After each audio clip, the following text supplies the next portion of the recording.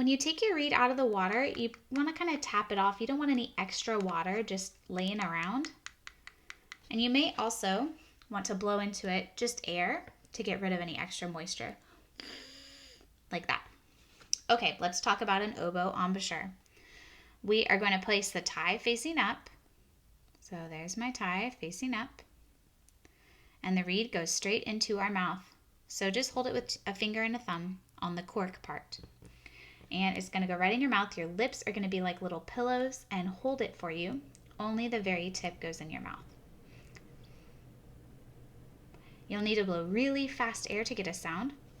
And your lips will need to be sealed around that reed so that it can vibrate inside of your mouth. And if you'll think of the inside of your mouth as a big open space, like a place that would have echoes, then you'll make an even better sound. So let's try it.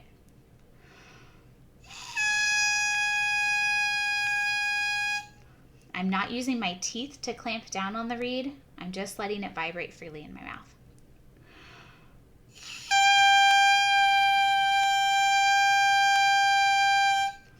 Now, if you're getting a sound like this, that's an okay sound to get, but make sure you're not taking it all the way to the string, okay?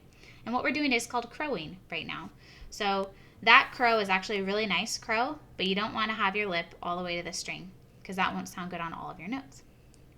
If you are making it sound like this,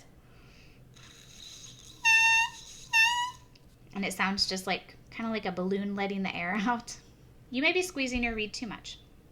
We don't want to squeeze the tips together. Okay, so we want them to stay vibrating as much as possible. So be as open as you can.